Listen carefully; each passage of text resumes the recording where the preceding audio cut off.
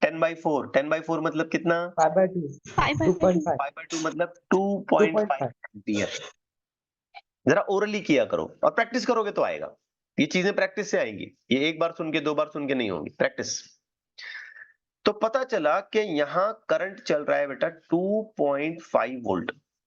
अब ध्यान देने वाली बात है, अच्छा उतना ही करंट नीचे जाएगा, सेम करंट जाएगा नीचे, देख, क्योंकि नीचे भी सेम सिचुएशन है, कोई 10 वोल्ट का पोटेंशियल डिफरेंस है और 4 ओम का टोटल रेजिस्टेंस है, करेक्ट है?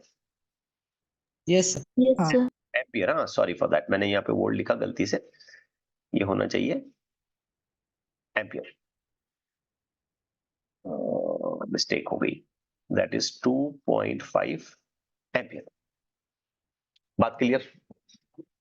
Yes, sir. अच्छा आप जरा सोचो कि ये 2.5 एम्पियर का करंट इस 1 ओम से जा रहा है,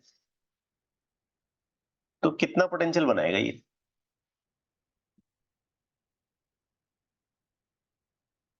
V is equal to I R, नींद में मत जाओ यार, V is equal to I R, I 2.5 R1 2.5 multiplied by 1 2.5 2.5। तो इस रेजिस्टेंस के अक्रॉस कितना पोटेंशियल डिफरेंस आएगा? 2.5 2.5। गौर करना बात पे, बहुत अच्छे से सुनना। अब इस रेजिस्टेंस के एक टर्मिनल पे कितना है ऑलरेडी, 10 तो यहां कितना चाहिए? 7.5 शाबाश, वेरी गुड। पॉइंट सी पर चाहिए 7.5 वोल्ट, तभी जाके यहां पे 2.5 का पोटेंशियल डिफरेंस मेंशन हो सकता है। अब इसका जस्टिफिकेशन आगे करते हैं, क्या यही 2.5 का करंट 3 एम्पियर 3 ओम में से भी जाएगा? करंट तो Yes. सेम चलेगा ना, yes sir Yes, sir. तो पोटेंशियल डिफरेंस कितना बनाएगा? V is equal to I R, I 2.5 R 3, 3.3 2.5 multiplied by 3, 2.5 multiplied by 3, 6.5 6.5 मतलब तुम फर्स्ट स्टैंडर्ड वापस से करके आओ, 7.5 7.5। तो इस पे डिफरेंस कितना होना चाहिए? 7.5 7.5। अब देखो यहां पॉइंट पे कितना आ चुका है ऑलरेडी, 0 0. और ये पॉइंट ऑलरेडी एस्टेब्लिश हो चुका है कि यहाँ कितना है। 7.5 हाँ, तो इसमें डिफरेंस आ गया बराबर, वही जो कैलकुलेशन से बैठ रहा है 7.5। Yes, sir. गलत होगा ही नहीं इसमें, बराबर बैठेंगी सारी चीजें। अच्छा अब यहां करते हैं, सोच समझ के करना। कितना करंट चल रहा है भाई इस लाइन पे? 2.5. 2.5 कितने रेजिस्टेंस में से जाएगा ये? 3 ohm 3 ohm. पोटेंशियल डिफरेंस कितना आना चाहिए? 7.5 7.5, 3 multiplied by 2.5, V is equal to I R. Ohm's law ही चल रहा है पिछले 3 घंटों से, 4 घंटों से, अलग अलग लेक्चर्स में जो हमने लिए। V is equal to I R, खाली उसके फॉर्मेट्स अलग हैं, formats in the sense application के पॉइंट ऑफ व्यू अलग है उसके। एनी हाउ, कितना पोटेंशियल डिफरेंस यहाँ एक्सपेक्टेड है तुमको? 7.5. 7.5। अब इस रेजिस्टेंस के इस पॉइंट पर ऑलरेडी 10 आ चुका है, ऑलरेडी 10 आ चुका है यहाँ पे, तो बताओ यहाँ कितना होना चाहिए? 2.5 वेरी गुड, यहां होना चाहिए 2.5 वोल्ट। तभी ये मुमकिन है कि इस पॉइंट पे 2.5 और इस पॉइंट पे 10 दोनों मिला के 7.5, दोनों का डिफरेंस। Yes, sir. अच्छा क्या ये 2.5 वाला करंट ही आगे इस 1 ओम से जाएगा? yes sir Yes, sir. तो V is equal to I R फॉर्मूले से यहाँ कितना पोटेंशियल डिफरेंस एक्सपेक्टेड है इस रेजिस्टेंस के लिए? 2.5 अब ध्यान दो, ऑलरेडी 0 एस्टेब्लिश हो चुका है और ऑलरेडी 2.5 भी एस्टेब्लिश हो चुका है, तो डिफरेंस 2.5 भी मैच कर गया। Yes, sir. अब ध्यान दो, C का पोटेंशियल कितना है? 7.5. 7.5 5। और D का पोटेंशियल कितना है? 2.5. तो डिफरेंस कितना आ गया? 5 वोल्ट। अरे आया नहीं आया, Yes. Yes. और ये बहुत इंपॉर्टेंट क्वेश्चन है, बहुत, क्योंकि आगे सिलेबस में हम एक व्हिटस्टोन्स नेटवर्क बोल के कंसेप्ट कवर करने वाले हैं। उसकी शुरुआत यहीं से हो रही है। ये जितने अभी 12 घंटे के लेक्चर्स हो गए करंट इलेक्ट्रिसिटी पर अब तक, शुरुआत से अगर आप देखें ना 12 आवर्स, और अभी ये बस हमने शुरू किया है, बहुत दूर तक जाना है हमें। किरचॉफ्स लॉज और एक्सपेरिमेंटल कंडीशंस हैं बहुत सारी, नेटवर्क्स, ब्रिजेस, पोटेंशियोमीटर, ये वो, हीटिंग इफेक्ट, पावर कैलकुलेशंस, बहुत कुछ है। धीरे धीरे मैं सारी चीजें आपके सामने रख रहा हूँ। Are you getting it right? Yes, sir. Yes, sir. चलो थोड़ा और आगे बढ़ते हैं। अब मान लो कि हमने सर्किट का डिजाइनिंग कुछ यूं किया। वैसे मैं अभी आपको बहुत सारे कॉम्बिनेशंस के बारे में डिस्कशन करने वाला था, लेकिन लेक्चर काफी स्लो होता जा रहा है। It's okay. इंपॉर्टेंट ये नहीं है कि हम स्लो चल रहे हैं या फास्ट चल रहे हैं, इंपॉर्टेंट ये है कि हम कंसेप्ट को ठीक से कैच कर रहे हैं। अब ये मैंने 4 अलग अलग रेजिस्टेंसेस का कॉम्बिनेशन ले लिया। चलो लेबल भी कर देते हैं इसको, ए, बी, और हमारे लिए जो पॉइंट ऑफ इंटरेस्ट है वो सी और डी है। अब फिर हमने इस पे एक सप्लाई लाइन जोड़ दी। अब यहां आप कोई गलती नहीं करेंगे। मान लो इसमें हमने की भी लगा दी ऑन ऑफ करने के लिए। की समझते हो ना, की बटन, बन चालू, की, के, ऑन ऑफ। जस्ट एक सर्किट की कंप्लीशन के तौर पे मैं यहां उसको लिख रहा हूं। और चलो हम ये मानते हैं कि मैंने यहां पे ले लिया फिलहाल 60 वोल्ट। अब मुझे पता नहीं कि इसके आंसर्स कैसे आएंगे, आई एम नॉट श्योर। चलो ये मान लेते हैं कि यहां पे हमने लिया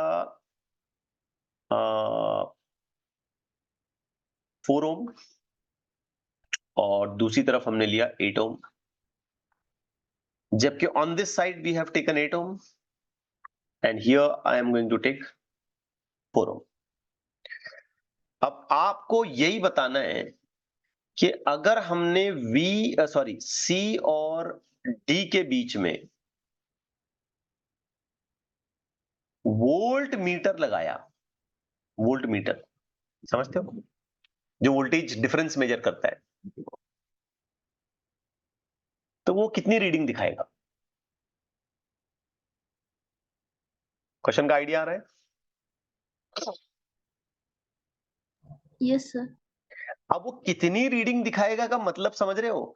आपको यही निकालना है बेटा कि सी और डी में पोटेंशियल का डिफरेंस कितना है। समझे नहीं समझे? Yes. यही निकालना है आपने, ये सी और डी में पोटेंशियल का डिफरेंस, क्योंकि जितना डिफरेंस होगा उतना ही वोल्ट मीटर रीडिंग देगा आपको। करेक्ट हो गई बात? Yes, sir. करो काम, शुरू कर लो। कैसे करेंगे? तो वही अंदाज अपनाओ आप। ये पॉइंट को मैंने 0 वोल्ट मान लिया, इस पॉइंट को मैंने मान लिया 60 वोल्ट। तो अब ये बात है बेटा, ये वाला पॉइंट क्या हो गया? 0 वोल्ट। 0. और ये वाला पॉइंट क्या हो गया? 60 वोल्ट। 60. अब ये दोनों को मिल रहा है। अब इस पूरी लाइन पर कितना वोल्टेज है? इस पूरी लाइन पर 60. कितना वोल्टेज है? डिफरेंस कितना है पोटेंशियल का? 60 है। अरे 0 60। और इस हाँ, नीचे 60. पूरी लाइन पर कितना पोटेंशियल डिफरेंस है? 60. 60. है। अच्छा, इस ऊपर वाली पूरी लाइन पर करंट कितना है? Sorry, I mean to say resistance कितना है? 12. 12। बहुत अच्छे, because they are in series. 8 + 4 12, series R1 + R2। और पोटेंशियल Yes. कितना बताया तुमने? 60. 60। तो क्या तुम करंट निकाल सकते हो?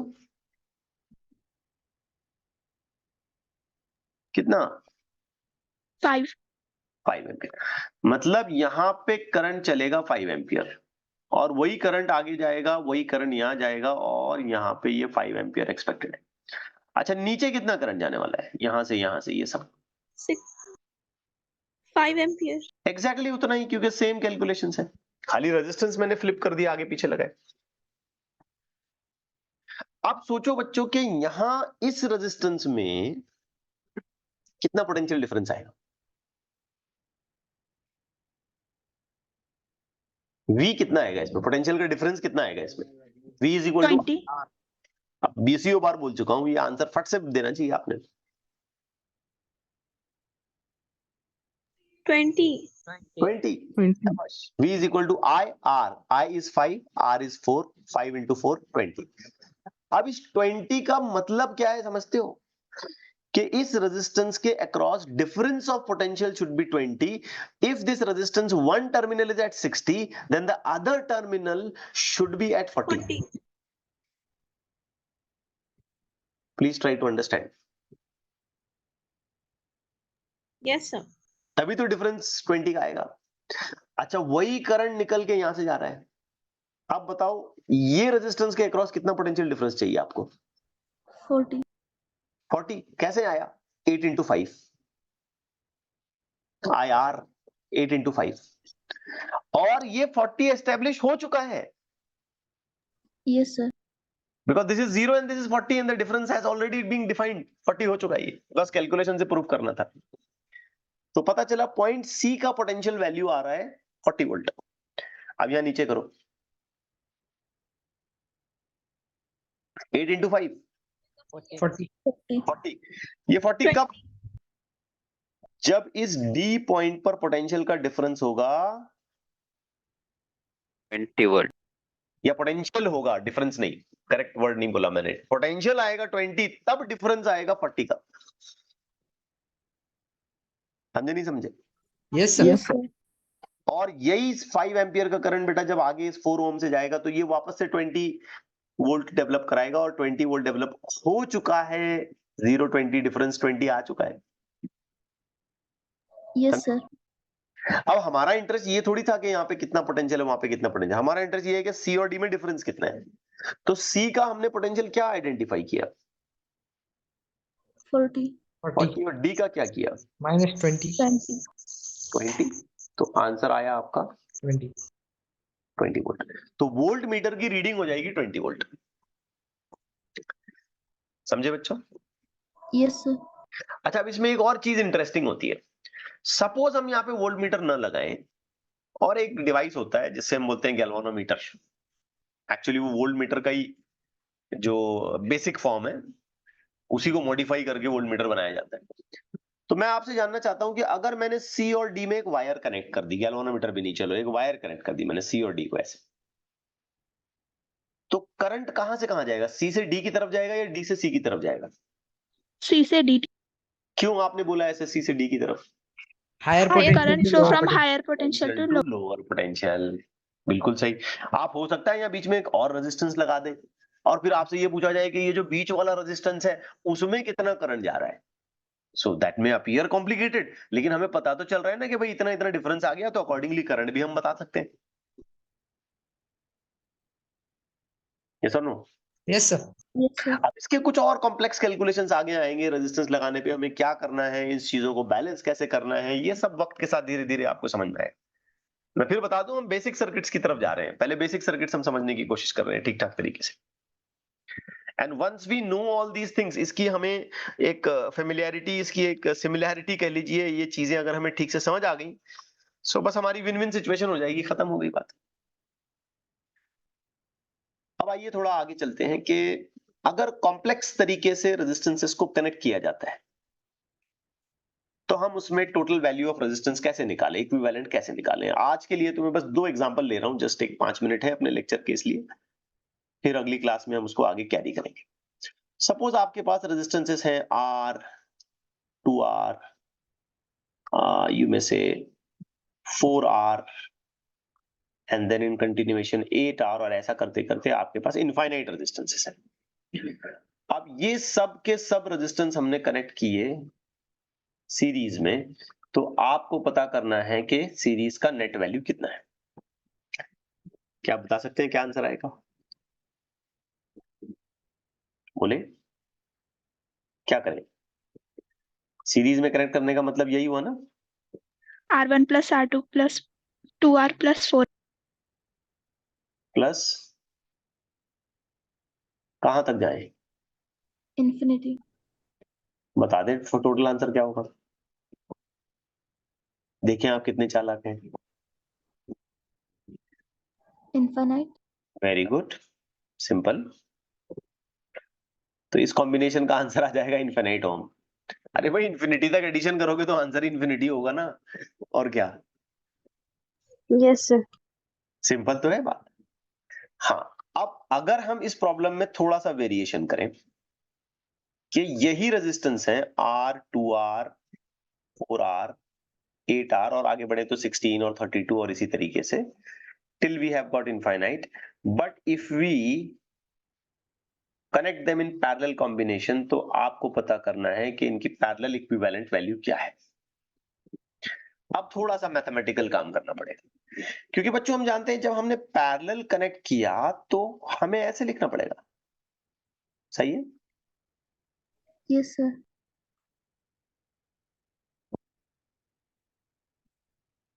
And it will run till 1 by infinity। इसमें हम क्या करेंगे, 1 by r फैक्टर को कॉमन ले लेंगे तो हमें मिलेगा 1 by 1 plus 1 by 2 plus 1 by 4 plus 1 by 8 plus till we have got 1 by infinite।